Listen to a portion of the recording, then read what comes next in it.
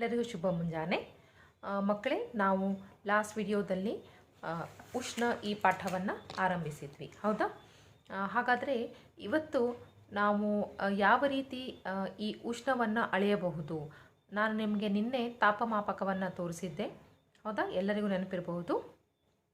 ಆ ತಾಪಮಾಪಕದ ಸಹಾಯದಿಂದ, ಅಂದರೆ ಅದು ಕೇವಲ ಮನುಷ್ಯರ ದೇಹದ ತಾಪವನ್ನು ಮಾತ್ರ ಅದರಿಂದ ನಾವು ಕಂಡುಹಿಡಿಯಬಹುದು. ಹಾಗಾದರೆ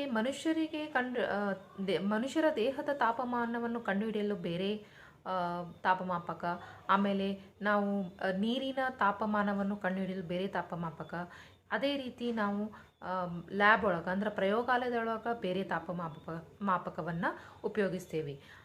ಸೊ ಇವತ್ತು ಈ ಪಾಠದಲ್ಲಿ ನಾವು ಅದನ್ನು ತಿಳಿದುಕೊಳ್ಳೋಣ.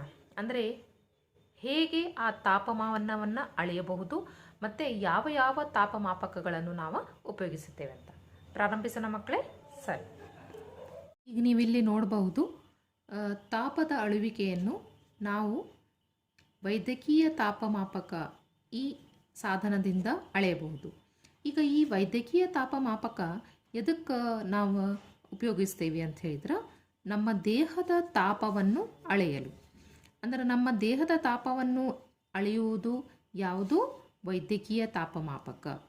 ಹಾಗಾದ್ರೆ ಈ ವೈದ್ಯಕೀಯ ತಾಪಮಾಪಕವನ್ನು ಯಾವ ರೀತಿ ಓದಬೇಕು, ಇದರಲ್ಲಿ ಯಾವ ಯಾವ ರೀತಿಯ ನಂಬರ್ಸ್ ಇರ್ತಾವ ಅದನ್ನು ನೋಡೋಣ. ಅದಕ್ಕಿಂತ ಮುಂಚೆ ನಮಗೆಲ್ಲ ಇದು ತಿಳಿದಿರಬೇಕು. ಅದೇನಂತ ಹೇಳಿದರೆ, ಮನುಷ್ಯನ ದೇಹದ ತಾಪ ಅಂದ್ರೆ ನಾರ್ಮಲಿ ಮನುಷ್ಯನ ದೇಹದ ತಾಪ ಏನಿರ್ತದೆ. ಈಗ ನಿಮ್ಗೆ ಜ್ವರ ಬಂದಿದ್ರೆ ನಿಮ್ಮ ದೇಹದ ತಾಪ ಬೇರೆಯೇ, ಆದರೆ ನಾರ್ಮಲ್ ನಿಮ್ಮದು ದೇಹದ ತಾಪ ಏನಿರ್ತದೆ ಅಂತ ಹೇಳಿದ್ರೆ 37 ಡಿಗ್ರಿ ಸೆಲ್ಸಿಯಸ್. ಇದನ್ನು ಓದುವ ರೀತಿ ಹೇಗೆ? ಈ ರೀತಿ ಇಲ್ಲಿ ಒಂದು ಸಣ್ಣದ 0 ಬರ್ದಂಗೆ ಬರೋದು, ಆಮೇಲೆ ಇಲ್ಲಿ ಸಿ ಅಂತ ಬರೆದ್ರೆ ಇದನ್ನು 37 ಡಿಗ್ರಿ ಸೆಲ್ಸಿಯಸ್ ಅಂತ ಹೇಳಿ ಓದ್ತೇವೆ ನಾವು. ಇದು ಏನು? ಮನುಷ್ಯನ ದೇಹದ ನಾರ್ಮಲ್ ತಾಪ ಅಂತ ಹೇಳ್ಬೋದು. ನಾರ್ಮಲ್ ಅಂದ್ರೆ ಸಾಧಾರಣ ಮಟ್ಟಿಗೆ ಇಷ್ಟು ಇರ್ತದೆ. ಸರಿ, ಈಗ ಇಲ್ಲಿ ನೀವು ಚಿತ್ರ ನೋಡಬಹುದು. ಇದು ವೈದ್ಯಕೀಯ ತಾಪಮಾಪಕ ಈ ರೀತಿಯಾಗಿ ಇರ್ತದೆ. ಈಗ ನಾನು ನಿಮಗೆ ಇನ್ನೊಂದು ನಿನ್ನೆ ತೋರಿಸಿದ್ದೆ, ಅದು ಏನು? ಡಿಜಿಟಲ್ ತಾಪಮಾಪಕ, ಹೌದಾ?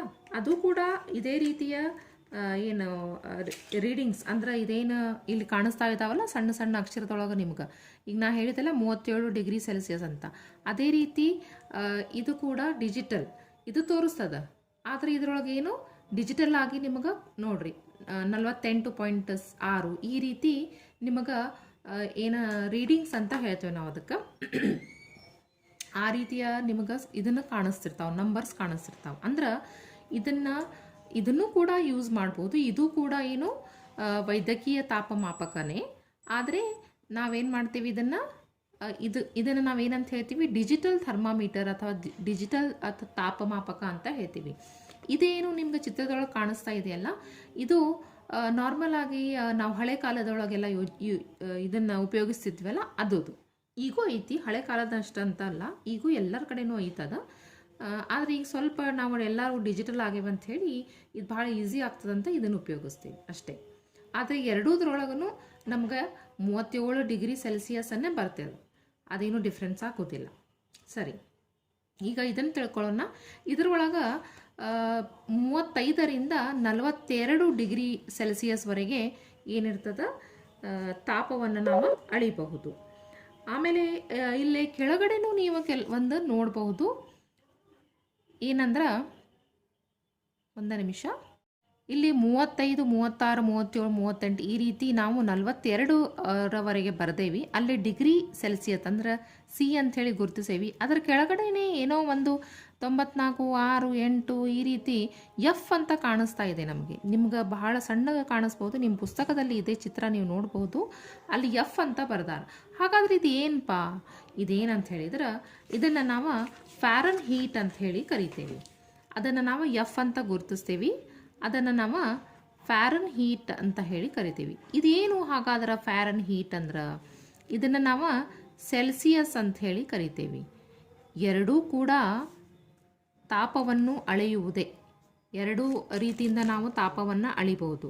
ಆದ್ರೆ ಇದೇನು ಫ್ಯಾರನ್ ಹೀಟ್ ಐತಲ್ಲ, ಇದನ್ನು ನಾವು ಹಳೆ ಕಾಲದಲ್ಲಿ ಉಪಯೋಗಿಸ್ತಿದ್ವಿ. ಅಂದ್ರೆ ಮೊದಲ ತಾಪವನ್ನು ಹೇಳಬೇಕಾದ್ರೆ ಈಗ ನಾನು ಹೆಂಗೆ normal body temperature 37 degree Celsius ಅಂತ ಹೇಳಿದೆ ಅಲ್ಲ, ಮೊದಲು ಅದನ್ನೇ 37 ಡಿಗ್ರಿ ಸೆಲ್ಸಿಯಸನ್ನು ಫ್ಯಾರನ್ ಹೀಟ್ ಒಳಗೆ ಹೇಳ್ತಿದ್ರು. ಈಗ ಅದನ್ನು ಉಪಯೋಗಿಸೋದಿಲ್ಲ. ಈಗ ಎಲ್ಲರೂ ನಾವು ಒಂದು ಸ್ಟ್ಯಾಂಡರ್ಡ್ ಫಾರ್ಮ್ ಅಂತ ಹೇಳ್ತೀವಿ. ಅಂದರೆ ಎಲ್ಲಾನು ಇಂಟರ್ನ್ಯಾಷನಲಿ, ಅಂದರೆ ಎಲ್ಲ ದೇಶದೊಳಗೂ ಒಂದೇ ಥರದ SI ಯೂನಿಟ್ ಅಂತ ಹೇಳ್ತೇವಲ್ಲ, SI ನಮ್ಗೆ ಈಗ ಮೀಟರ್, ಸೆಂಟಿಮೀಟರ್ ಇವೆಲ್ಲ ಇಡೀ ಜಗತ್ತೊಳಗೆ ನಾವು ಇದನ್ನು ಅಡಾಪ್ಟ್ ಮಾಡ್ಕೊಂಡಿದ್ದು. ಅಂದ್ರೆ ನಾವು ಅದನ್ನೇ ಪಾಲಿಸ್ತಾ ಇದ್ದೀವಿ ಎಲ್ಲರೂ. ಅದೇ ರೀತಿ ಇದು ಕೂಡ ಒಂದು ಹೇಳ್ಬೋದು. ಅಂದರೆ ಸೆಲ್ಸಿಯಸ್ ನಾವು ಪಾಲಿಸ್ತಾ ಇದ್ದೀವಿ. ಈಗ ಯಾವಾಗ ನಿಮ್ಮ ಡಾಕ್ಟರ್ಸ್ ಹೇಳಬೇಕಾದ್ರೆ ಎಷ್ಟು ಐತ್ರಿ ಅಂತ ಕೇಳಿದ್ರೆ, ಜ್ವರ ಎಷ್ಟು ಐತ್ರಿ ಅಂತ ಕೇಳಿದಾಗ 98 ಡಿಗ್ರಿ ಸೆಲ್ಸಿಯಸ್ ಹೇಳ್ಬೋದು, ಅಥವಾ 104 ಐತ್ರಿ ಅಂತ ಹೇಳ್ತಾರೆ. 104 ಅಂದ್ರೆ ಏನು, ಅದು 104 ಡಿಗ್ರಿ ಸೆಲ್ಸಿಯಸ್ಸೇ ಇರ್ತದೆ. ಅಂದ್ರೆ ನಾರ್ಮಲ್ 37, ನಿಮ್ದು ಏನಾದರೂ ನಿಮ್ಗೆ ಜ್ವರ ಬಂತಪ್ಪ ಅಂದಾಗ, ಜ್ವರ ಬಂದಾಗ ಏನಾಗ್ತದೆ, ನಿಮ್ಮ ದೇಹದ ತಾಪಮಾನ ಹೆಚ್ಚಾದಾಗ ಈ ರೀತಿ ಇದರೊಳಗೂ ಟೆಂಪ್ರೇಚರ್ ಒಳಗೂ ಕೂಡ, ಅಂದ್ರೆ ನಿಮ್ಮ ತಾಪಮಾನ ಒಳಗೂ ಕೂಡ ಏನಾಗ್ಬೋದು, ಬದಲಾವಣೆಗಳು ಬರ್ಬೋದು. ಸರಿ, ಎಲ್ಲರಿಗೂ ಇದಿಷ್ಟು ಗೊತ್ತಾಯ್ತಲ್ಲ? ಹಾಗಾದ್ರೆ ಈ ತಾಪಮಾನವನ್ನು ನಾವು ಹೆಂಗೆ ಅರ್ಥ ಮಾಡ್ಕೋತೀವಿ ಅಂದ್ರೆ, ನಮಗೆ ಇದನ್ನು ಬರೀ ಥರ್ಮಾಮೀಟರ್ ನೋಡಿದ ಕೂಡಲೇ ಅದು ಹೆಂಗೆ ಗೊತ್ತಾಗ್ತೈತಿ 37 ಐತಂತ ಹೇಳಿ? ಇಲ್ಲಿ ಎಲ್ಲರಿಗೂ ಒಂದು ಕೆಂಪು ಕಲರ್ದ ಇದನ್ನು ಕಾಣಿಸ್ತಾ ಇರಬೇಕಲ್ಲ, ಒಂದು ಲೈನ್. ಇದು ಏನಂದ್ರೆ, ಇದು ಒಂದು ಪಾದರಸದಿಂದ ಮಾಡಿದಂತಹ ಅಂದ್ರೆ ಪಾದರಸ ಇದರ ಒಳಗೆ ಹಾಕಿರ್ತಾರೆ. ಇದರೊಳಗೆ ಈ ವೈದ್ಯಕೀಯ ತಾಪಮಾಪಕ ಏನಿರ್ತದಲ್ಲ, ಅದನ್ನು ಮಾಡಬೇಕಾದ್ರೆ ಮೊದಲೇ ಒಳಗಡೆ ಪಾದರಸವನ್ನು ಹಾಕಿರ್ತಾರೆ. ನಾನು ನಿಮಗೆ ಹೋದ್ಸಲ ಹೇಳಿದ್ದೆ ಪಾದರಸ ಅಂದರೆ ಏನು, ಅದನ್ನು ಇಂಗ್ಲೀಷ್ ಒಳಗೆ ಮರ್ಕ್ಯೂರಿ ಅಂತ ಕರಿತೇವೆ. ಇದು ಒಂದು ಲೋಹನೇ, ಆದರೆ ಯಾವ ಥರದ ಲೋಹ ಅಂತ ಹೇಳಿದ್ದೆ ನೆನಪದ ಏನು ಯಾರಿಗಾದರೂ? ಇದು ಒಂದು ದ್ರವ ಲೋಹ. ಎಲ್ಲರಿಗೂ ಗೊತ್ತು ಲೋಹಗಳು ಏನಿರ್ತಾವ, ಘನ ರೂಪದಲ್ಲಿರ್ತಾವ. ಆದರೆ ಇದು ಒಂದು ಎಕ್ಸೆಪ್ಷನ್ ಅಂತ ಹೇಳ್ಬೋದು. ಇದು ಒಂದು ಬೇರೆನೆ, ಯಾಕಂದ್ರೆ ಇದು ಲೋಹ ಹೌದು, ಆದರೆ ಇದು ದ್ರವ ರೂಪದಲ್ಲಿ ಇರ್ತದೆ. ಈ ಲೋಹವನ್ನು ನಾವೇನು ಮಾಡ್ತೀವಿ, ಈ ವೈದ್ಯಕೀಯ ತಾಪಮಾಪಕ ಒಳಗೆ ಅದನ್ನು ಉಪಯೋಗಿಸ್ತೀವಿ. ಅಂದ್ರೆ ಯಾವಾಗ ನೀವು ಇದ್ರದ್ದು ತುದಿ ಏನೈತಲ್ಲ, ಅದನ್ನು ನಿಮ್ಮ ಭುಜದ ಕೆಳಗಡೆ ಅಥವಾ ಬಾಯಿ ಕೆಳಗಡೆ ಇಡ್ತೀರಿ, ಆವಾಗ ಇದು ಸ್ಲೋ ಆಗಿ ಏನಾದರೂ ನಿಮ್ಗೆ ಜ್ವರ ಬಂದಿತ್ತಂದ್ರೆ ಅಷ್ಟೇ ಸ್ಲೋ ಆಗಿ ಅದು ಇನ್ಕ್ರೀಸ್ ಆಗ್ಲಿಕ್ಕೆ ಸ್ಟಾರ್ಟ್ ಆಗ್ತದೆ. ಆಮೇಲೆ 1 ನಿಮಿಷ ಆದಮೇಲೆ ಅದನ್ನು ಹೊರಗೆ ತೆಗೆದಾಗ ಈ ಕೆಂಪು ಕಲರ್ದು ಏನು ಗೆರಿ ಇರ್ತದಲ್ಲ, ಅದು ಇಲ್ಲಿವರೆಗೆ ಬಂದಿತ್ತಂದ್ರೆ ಅರ್ಥ ಮಾಡ್ಕೋಬೇಕು ನಿಮ್ಗೆ ಜ್ವರ ಐತಿ. ಅಂದ್ರೆ ನಾರ್ಮಲ್ ಇತ್ತಂದ್ರೆ ಅದು ಎಷ್ಟು 37ಕ್ಕೆ ಅಲ್ಲೇ ನಿಂತು ಬಿಟ್ಟಿರ್ತದೆ, ಮುಂದೆ ಹೋಗೋದಿಲ್ಲ. ನಾರ್ಮಲ್ ಇಲ್ಲಪ್ಪ ನಿಮಗೆ ಜ್ವರ ಆಯ್ತಂತ ಹೇಳಿದ್ರೆ ಅದಕ್ಕಿಂತ ಮುಂದೆ ಹೋಗ್ತದೆ. ಆವಾಗ ಅಂದರೆ ಈ ಕೆಂಪು ಗೆರೆಯನ್ನು ನೀವು ನೋಡಿ ಅರ್ಥ ಮಾಡ್ಕೋಬೇಕು. ಆ ಕೆಂಪು ಗೆರೆ ಕಾಣಿಸ್ತದೆ, ಎಷ್ಟರ ಮಟ್ಟಿಗೆ ಹೋಗೈತಿ, 39ಕ್ಕೈತೋ 40ಕ್ಕೈತೋ ಅದು ಸ್ವಲ್ಪ ಭಾಳ ತೆಳ್ಳಗಿರ್ತದೆ. ಅದರ ಸಲುವಾಗಿಯೇ ನಾವು ಈಗ ಏನು ಮಾಡ್ತಾ ಇದ್ದೀವಿ ಅಂದ್ರೆ, ಈಸಿ ಆಗಬೇಕು ಅಂಥೇಳಿ ಈ ಡಿಜಿಟಲ್ ಥರ್ಮಾಮೀಟರನ್ನು ಯೂಸ್ ಮಾಡ್ತಾ ಇದ್ದೀವಿ. ಅಂದರೆ ಇದರೊಳಗೆ ನೋಡೋಕೆ ಸ್ವಲ್ಪ ಕಣ್ಣು ಭಾಳ ಸ್ಟ್ರಾಂಗ್ ಬೇಕು, ಕಾಣಿಸ್ತದೆ ಹಾಗೇನಿಲ್ಲ, ಆದರೂ ಇದು ಸ್ವಲ್ಪ ಜಾಸ್ತಿ ಅನುಕೂಲ ಆಗೈತೆ ಅಂಥೇಳಿ ಇದನ್ನು ಉಪಯೋಗಿಸಾಕತ್ತೇವೆ ಅಷ್ಟೇ. ಗೊತ್ತಾಯ್ತಲ್ಲ ಯಾವ ರೀತಿ ನಾವೀಗ ಈ ವೈದ್ಯಕೀಯ ತಾಪಮಾಪಕವನ್ನು ಉಪಯೋಗಿಸ್ಬೇಕಂತ? ಸರಿ ಮಕ್ಕಳೇ, ಈಗ ಇಲ್ಲಿ ನೀವು ಇದನ್ನು ಅಳಿಬೇಕಂದ್ರೆ ಹೆಂಗೆ ಅಳಿಬೇಕು ಅಂಥೇಳಿ ನಿಮ್ಮ ಪುಸ್ತಕದೊಳಗೆ ಕೊಟ್ಟಿದ್ದಾರೆ, ಅದನ್ನು ನಾನು ನಿಮ್ಗೆ ತಿಳಿಸ್ತಾ ಇದ್ದೀನಿ. ಈಗ 35ರಿಂದ 36 ಈ 1 ಡಿಗ್ರಿ, ಇದು 35ರಿಂದ 36 ಅನ್ನೋದು 1 ಡಿಗ್ರಿ ಆಗ್ತದೆ. ಹೌದಾ? ಎಲ್ಲರಿಗೂ ಗೊತ್ತು, ಯಾಕಂದ್ರೆ 35ಕ್ಕೆ 1 ಸೇರಿಸಿದ್ರೆ 36 ಆಗ್ತದೆ. ಸೊ ಇಲ್ಲಿ ನಾವು ಡಿಗ್ರಿ ಒಳಗೆ ತೊಗೊಳ್ಲಿಕ್ಕತ್ತೇವೆ ಅಂಥೇಳಿ ಅದನ್ನು ನಾವು 1 ಡಿಗ್ರಿ ಅಂಥೇಳಿ ಹೇಳ್ಬೋದು. ಹಾಗಾದ್ರೆ ಈ 35ರಿಂದ 36ರ ನಡುವೆ ಇನ್ನೂ ಸಣ್ಣ ಸಣ್ಣ ಸಣ್ಣ ವಿಭಜನೆಗಳಿವೆ. ಇಲ್ಲಿ ನೀವು ನೋಡಬಹುದು ಹೆಂಗೆ ಸ್ಕೇಲ್ ಒಳಗೆ ನಮಗೆ ವಿಭಜನೆಗಳು ಕಾಣಿಸ್ತಾವಲ್ಲ. ಸ್ಕೇಲ್ ಒಳಗೆ ಯಾವ ರೀತಿ ಇರ್ತದೆ, 1ರಿಂದ ಈಗ 2ಕ್ಕೆ ಬರಬೇಕಂದ್ರೆ 1 2 3 4 5 6 7 8 9 10 ಈ ರೀತಿಯಾಗಿ ವಿಭಜನೆ ಇರ್ತದಲ್ಲ, ಅದೇ ರೀತಿ ಇಲ್ಲೂ ಕೂಡ ಇರ್ತದೆ. ಅಂದ್ರೆ 35ರಿಂದ 36 ನೀವು ಬಂದಾಗ ಅಲ್ಲಿ ನಿಮಗೆ 5 ವಿಭಜನೆಗಳು ಸಿಗ್ತಾವೆ. ಇಲ್ಲಿ 10 ಇರ್ತಾವಲ್ಲ, ಅದೇ ರೀತಿಯಲ್ಲಿ 5 ವಿಭಜನೆಗಳು ಸಿಗ್ತಾವೆ. ಈ 5 ವಿಭಜನೆಗಳನ್ನು ನಾವೇನು ಮಾಡಬೇಕು,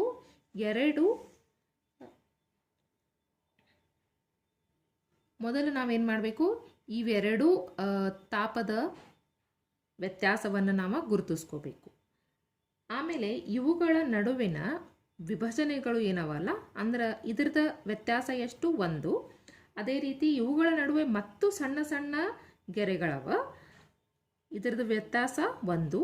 ಇದರ ನಡುವೆ ಮತ್ತು ಸಣ್ಣ ಸಣ್ಣ ಗೆರೆಗಳು ಎಷ್ಟವ? 5. ಹಾಗಾದ್ರೆ ಅದನ್ನು ಯಾವ ರೀತಿ ಅಳಿಬಹುದು ಅಂದ್ರೆ 0.2 ಡಿಗ್ರಿ ಸೆಲ್ಸಿಯಸ್ ಅಂಥೇಳಿ ಅನ್ಬೋದು.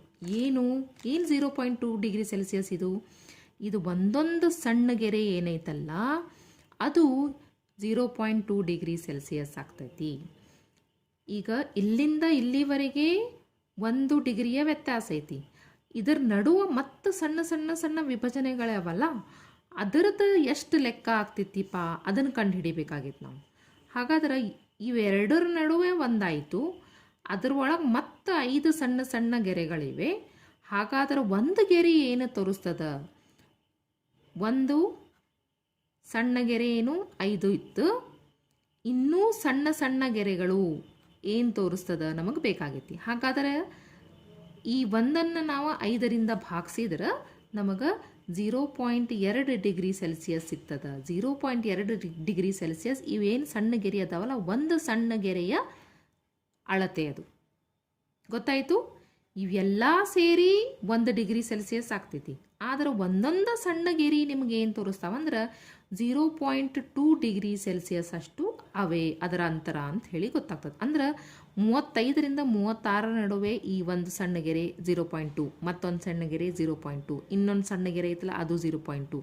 ಆ ರೀತಿ 5 0.2 0.2 0.2 ಸೇರಿಸಿದಾಗ ನಿಮಗೆ 35ರಿಂದ 36ರವರೆಗೆ ಅವು ಮುಟ್ಟಿಸ್ತಾವೆ. ಎಲ್ಲರಿಗೂ ಅರ್ಥ ಆಯ್ತಲ್ಲ ಮಕ್ಕಳೇ?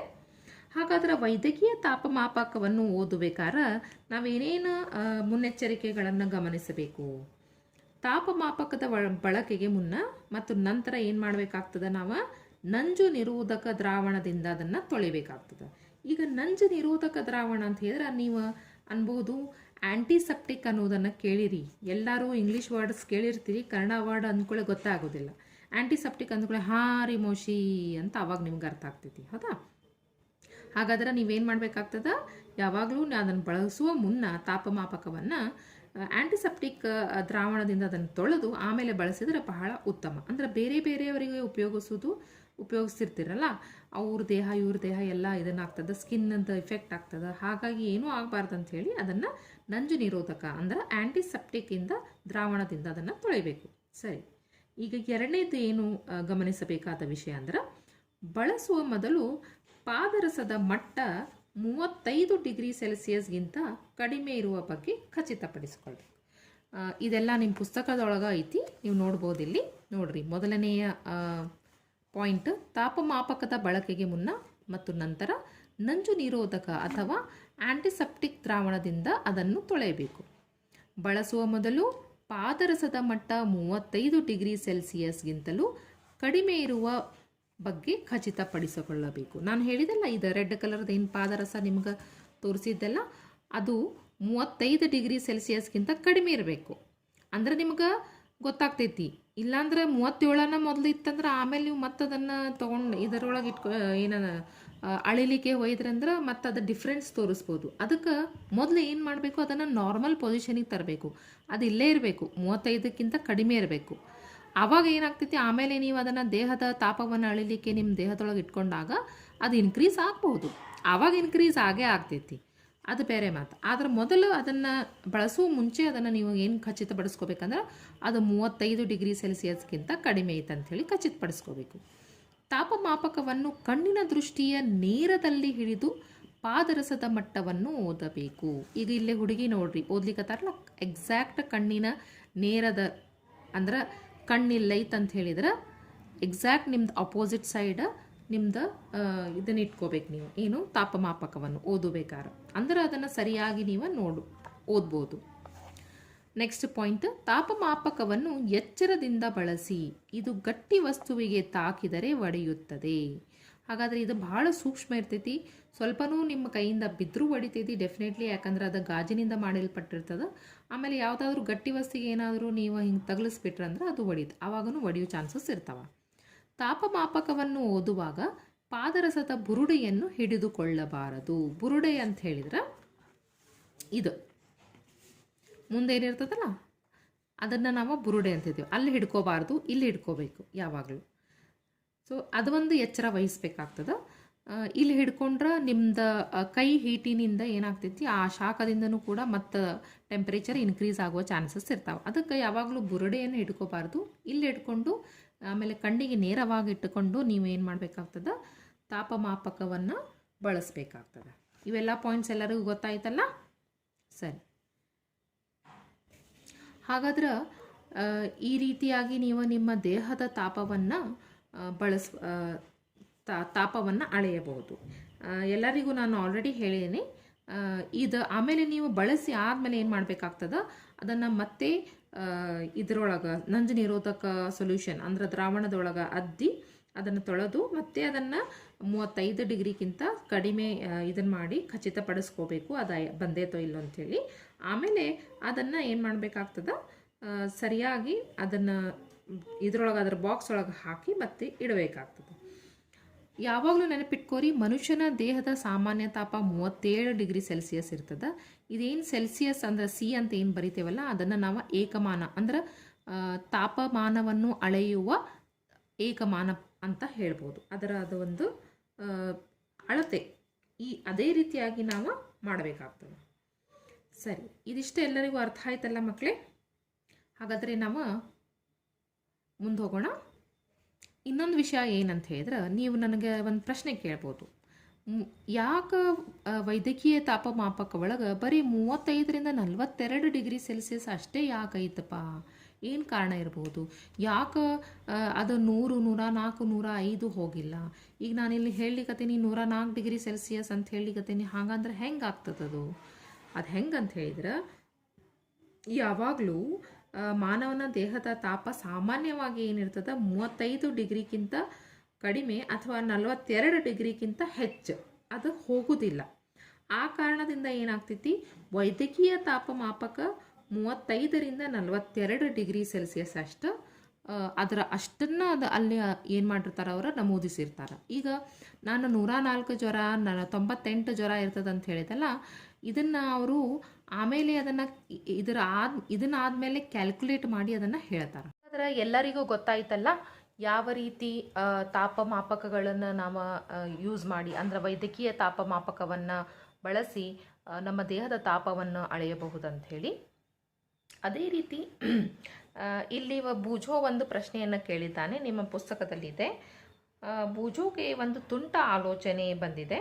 ಅವನು ವೈದ್ಯಕೀಯ ತಾಪಮಾಪಕದಿಂದ ಬಿಸಿಯಾದ ಹಾಲಿನ ತಾಪವನ್ನು ಅಳೆಯಲು ಬಯಸಿದನು. ಆದರೆ ಹಾಗೆ ಮಾಡುವುದನ್ನು ಪಹೇಲಿ ತಡೆದಳು. ಯಾಕಿರಬಹುದು? ಈಗ ನಿನ್ನೆ ನಾನು ಒಂದು ನಿಮಗೆ ಎಕ್ಸ್ಪೆರಿಮೆಂಟ್ ತೋರಿಸಿದ್ದೆ, ಹೌದಾ? ನಾನು ಗ್ಲಾಸ್ ಒಳಗೆ ಬಿಸಿ ನೀರು ತೊಗೊಂಡು ಬಂದಿದ್ದೆ. ಅದನ್ನು ನಾನು ಏನು ಮಾಡಿದ್ದೆ, ಈ ಡಿಜಿಟಲ್ ಥರ್ಮಾಮೀಟರ್ ಏನಿತ್ತಲ್ಲ, ಇದು ಆ್ಯಕ್ಚುಲಿ ದೇಹದ ತಾಪವನ್ನು ಅಳೆಯುವ ಥರ್ಮಾಮೀಟರ್ ಅಂದ್ರೆ ತಾಪಮಾಪಕ. ಇದನ್ನು ನಾನು ಏನು ಮಾಡಿದೆ, ಆ ನೀರಿನ ಒಳಗೆ ಇಟ್ಟಾಗ ನಾನು ಇದನ್ನು ಆನ್ ಮಾಡಿದ ಕೂಡಲೇ ಅದರೊಳಗೆ ಈ ರೀತಿ ಏನೂ ರೀಡಿಂಗ್ ತೋರಿಸ್ಲಿಕ್ಕತ್ತಿದ್ದಿಲ್ಲ. ಅದೇ ನಾನು ನನ್ನ ದೇಹದ ತಾಪಮಾಪಕವನ್ನು ಅಂದರೆ ತಾಪಮಾನವನ್ನು ಗುರ್ತು ಹಿಡಿಯಲು ಅಂದರೆ ಅಳೆಯಲು ನಾನು ಬಳಸಿದಾಗ ಅದು 98 ಡಿಗ್ರಿ ನನಗೆ ತೋರಿಸ್ತು. ಇದರೊಳಗೆ 98 ಡಿಗ್ರಿ ಅಂದರೆ ನಾರ್ಮಲ್, 98 ಫ್ಯಾರನ್ಹೀಟ್. ಸೊ ಇಲ್ಲಿ ಏನಾಗ್ತದೆ ಅಂದ್ರೆ ನಿಮಗೆ ಕನ್ಫ್ಯೂಷನ್. ಈಗ 98 ಫ್ಯಾರನ್ಹೀಟ್ ಅದು 37 ಡಿಗ್ರಿಗೆ ಈಕ್ವಲ್ ಆಗ್ತದೆ.